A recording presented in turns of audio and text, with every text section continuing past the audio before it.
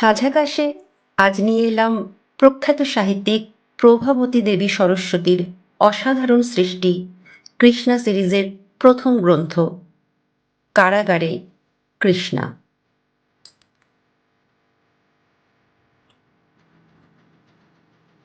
তাড়াতাড়ি কলেজে বেরোবার মুখে যে পত্রখানা কৃষ্ণার হাতে এসে পড়ল, সেখানা তখন পড়বার সময় না পেয়ে সে তার ব্যাগের মধ্যে পুরে রাখলে। ক্লাস আরম্ভ হবার 2 মিনিট আগে সে কলেজে পৌঁছলো এবং তাড়াতাড়ি প্রস্তুত হয়ে বসলো। তারপর পত্রের কথা তার আর মনেই রইল না সারাদিন। বৈকালে বাড়ি ফিরেও সে ভুলেছিল। মনে পড়ল রাত্রে খাবার সময়। তাই তো, কি যে ভুল আমার! সারা দিনটা গেল, পত্রখানার কথা মনেও পড়ল না একবার। খাবার টেবিলে বসে মামা প্রণবেশ গম্ভীর মুখে বললেন, কার পত্র? কে লিখেছে কৃষ্ণা? কৃষ্ণা হাসি মুখে বললে, সেই কথাই তো বলছি মামা, চিঠিখানা না খুললে কেমন করে বুঝবো পাঠিয়েছে কে আর কোথা থেকে আসছে? মোট কথা, মোটেই সময় পাইনি পড়বার। তাড়াতাড়ি খেয়ে নিয়ে এবার নিশ্চিন্ত হয়ে পড়া যাক, কি বলো? প্রণবেরও ইচ্ছা তাই। তাকেও আজ তাড়াতাড়ি খাওয়া শেষ করতে হবে, কারণ আজই লাইব্রেরি থেকে তিনি একখানা ডিটেকটিভ উপন্যাস এনে এক নিঃশ্বাসে 2 ঘন্টায় 30 পাতা পড়ে ফেলেছেন এবং বাকিটুকু যে আজ রাত্রেই শেষ করে ফেলবেন সেই সম্বন্ধে তিনি নিঃসন্দেহ। পড়াটা তার বরাবরই ধীর, এজন্য কৃষ্ণার অনুযোগের অন্ত নাই। কিন্তু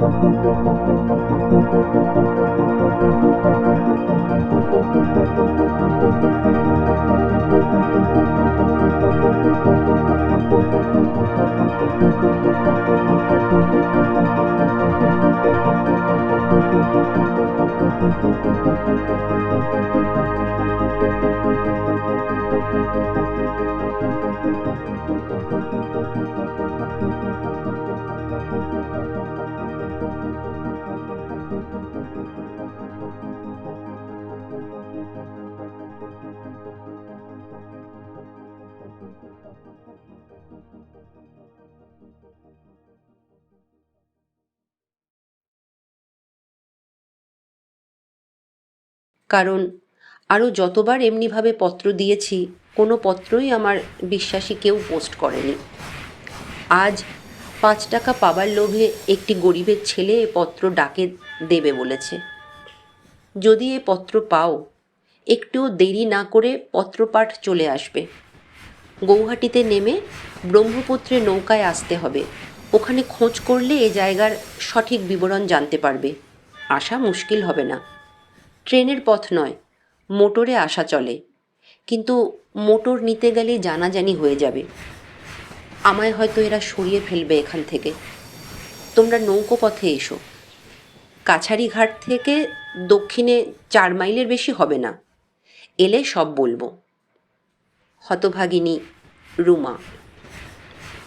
প্রণবেশ জানলা দিয়ে বাইরের দিকে চেয়েছিলেন। ট্রেন আমিনগাঁওয়ের কাছাকাছি এসে পড়েছে।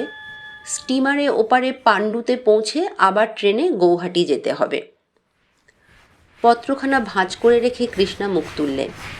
সন্ধ্যা হতে এখনও দেরি আছে। ট্রেন যত এগিয়ে চলে, দূরের পাহাড় শ্রেণী ততই কাছে আসছে দেখা যায়। এদিককার স্টেশনের ব্যবধান বড় বেশি। কৃষ্ণা যখন পত্র পড়ছিল, সেই সময় একটা ছোট স্টেশনে ট্রেন দাঁড়াতে কত লোক নেমে গেছে, উঠেছেও কয়েকজন। কৃষ্ণার তখন সেদিকে খেয়াল ছিল না। এখন পত্রখানা রেখে দিয়ে মুখ তুলতেই সামনে সে যে লোকটিকে দেখতে পেলে, তার দিকে তাকিয়ে কৃষ্ণা চোখ ফেরাতে পারে না।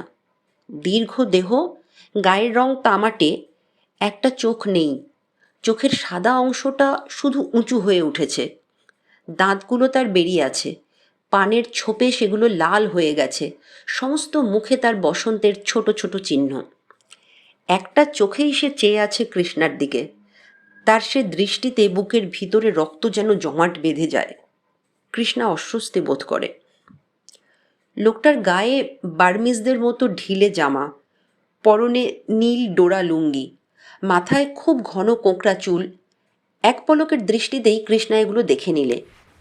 তারপর প্রণবেশের দিকে সরে বসে আরেকবার তাকিয়ে দেখলে লোকটা ততক্ষণে দৃষ্টি ফিরিয়ে নিয়ে বাইরের পানে তাকিয়ে আছে, জানলার দিকে খানিকটা সরেও গেছে। এতক্ষণে ধ্যানমগ্ন প্রণবেশের বাহ্যিক জ্ঞান ফিরে এলো। তিনি কৃষ্ণার দিকে ফিরতেই কৃষ্ণা চাপা সুরে বললে, পথে ঘাটে অতটা আত্মসমাহিত হওয়া উচিত নয় মামা, বাইরের সঙ্গে কিছুটা সম্পর্ক রাখা দরকার। প্রণবেশ বলতে যাচ্ছিলেন, কিন্তু কৃষ্ণা বাধা দিলে, থাক কিন্তু, তার চেয়ে এসো খানিকটা গল্প করা যাক। টাইম টেবিলটা দেখো তো, গৌহাটিতে আমরা পৌঁছবো কখন? প্রণবেশ টাইম টেবিলের পাতা উল্টে দেখে বললেন, সন্ধ্যের পরে পৌঁছবো। কিন্তু তোমার মুখখানা এমন শুকনো দেখাচ্ছে কেন? শরীর খারাপ হয়েছে নাকি? তারপরে কতকটা স্বগতোক্তি করলেন, তার হবে না।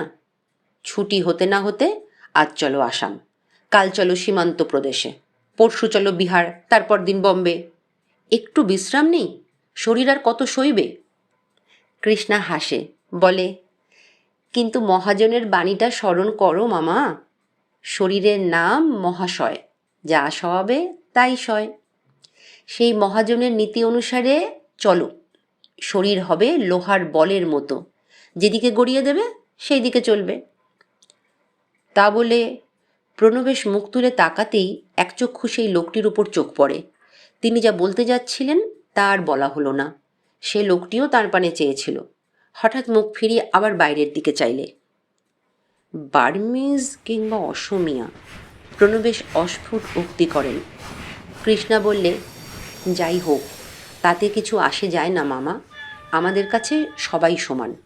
মোট কথা বাংলার আমদানি নয়, আর মনে হয় যেন পরিচিত।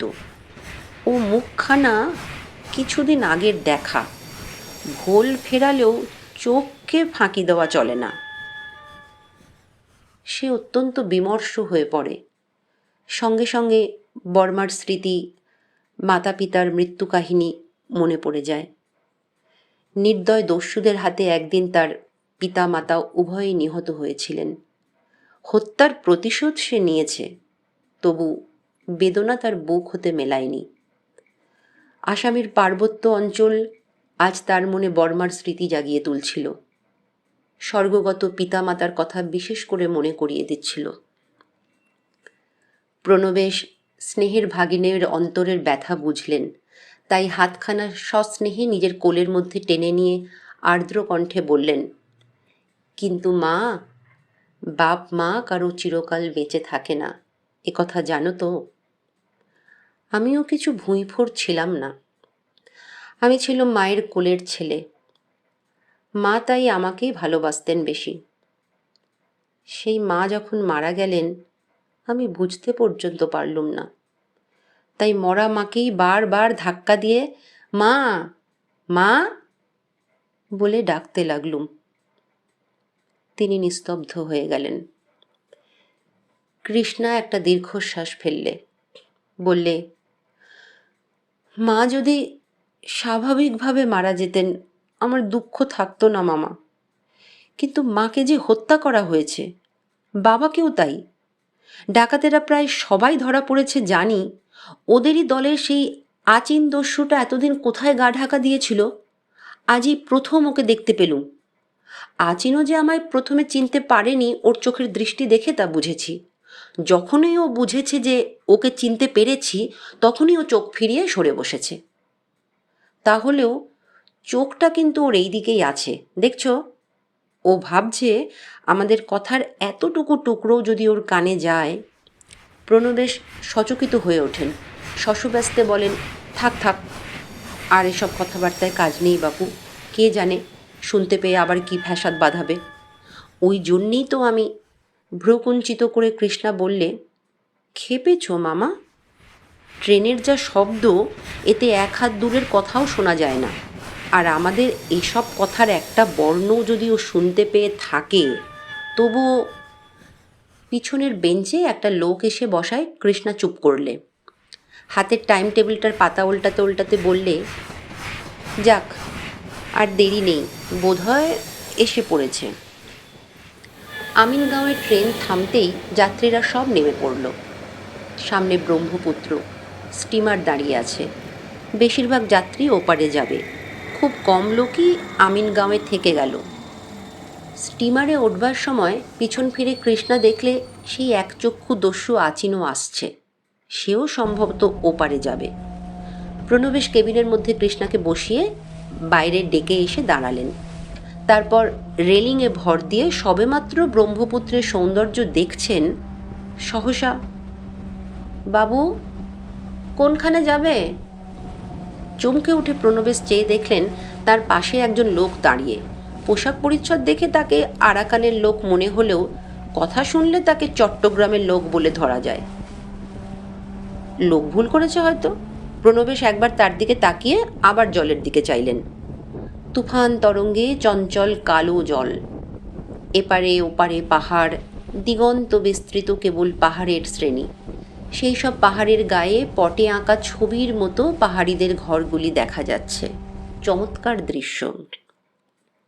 লোকটা কাছেই দাঁড়িয়েছিল। এবারে সবিনয়ে জিজ্ঞাসা করলে, কলকাতা থেকে আসছো বাবু? গৌহাটি যাবে না কামাখ্যা যাবে? প্রণবেশ জবাব দিলেন, রুক্ষ কণ্ঠে বললেন, যেখানেই যাই না, তোমার সে খবরের দরকার কি বাপু? তুমি তোমার নিজের চরকায় তেল দাও গিয়ে। আমার খবরে তোমার দরকারটা কি বলো দেখি? লোকটি নিতান্ত নিরীহভাবে হাত কচলায়, খানিকক্ষণ করে মাথা চুলকায়, তারপর বলে, না বাবু, আমার এমন কিছু দরকার নয়। কলকাতায় আমার ছেলে থাকে। বড়বাজারের বেহারিবাবু গৌহাটিতে আসবেন, তাকে গৌহাটিতে পৌঁছে দেওয়ার জন্যে ছেলে আমায় চিঠি লিখেছে।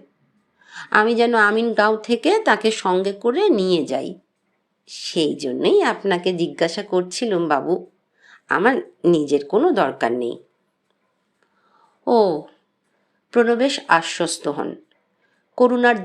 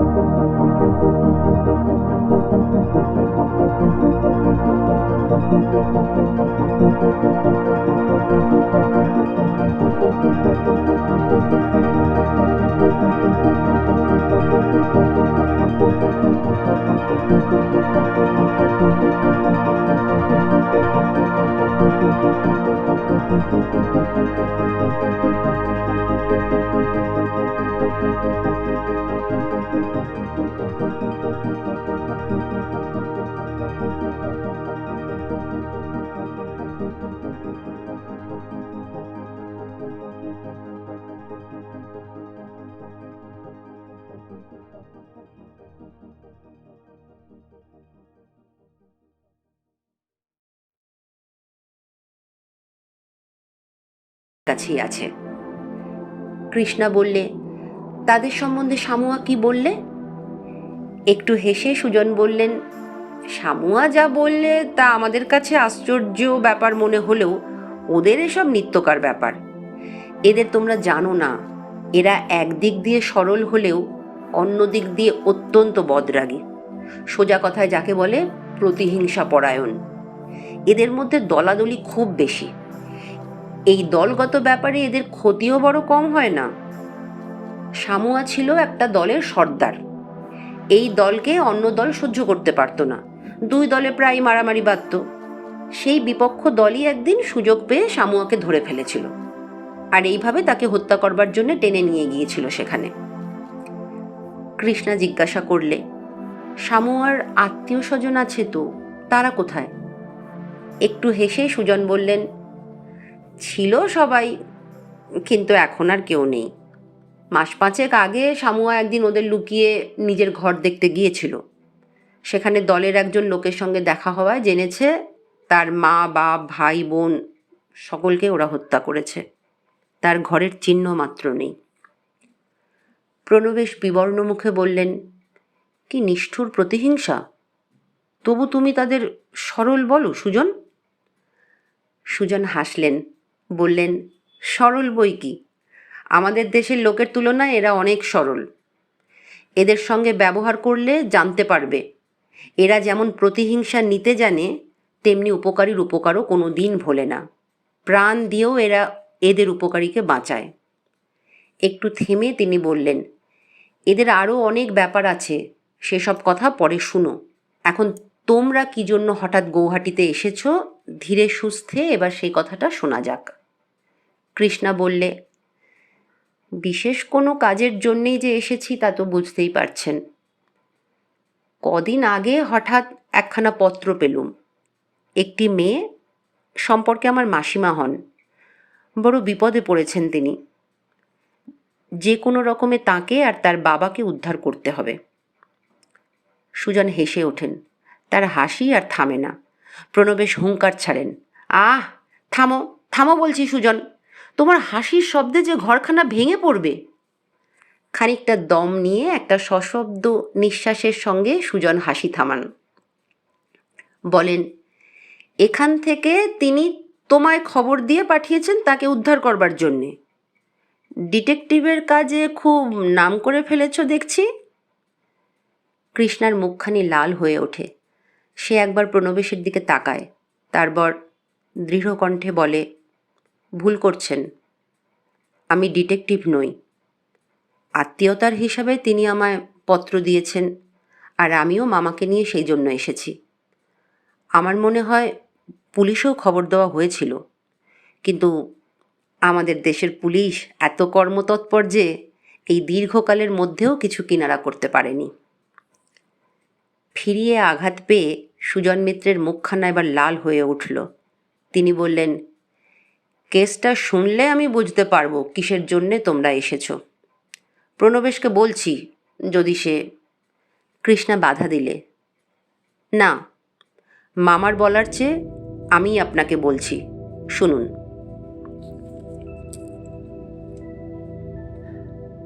এখানেই শেষ হলো কারাগারে কৃষ্ণার প্রথম পর্ব। কিন্তু রহস্যের জাল তো কেবল বুনতে শুরু করেছে। এই জাল ছিঁড়ে কৃষ্ণা কি বেরিয়ে আসতে পারবে, নাকি কৃষ্ণার নিজের জীবনই জড়িয়ে পড়বে কোনো মরণ ফাঁদে?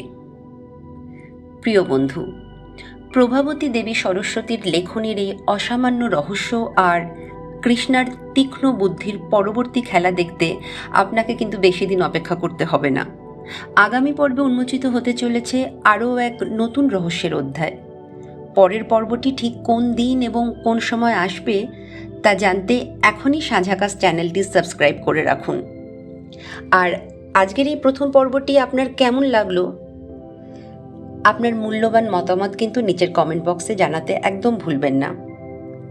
তাহলে আজ এখানেই বিদায় নিচ্ছি।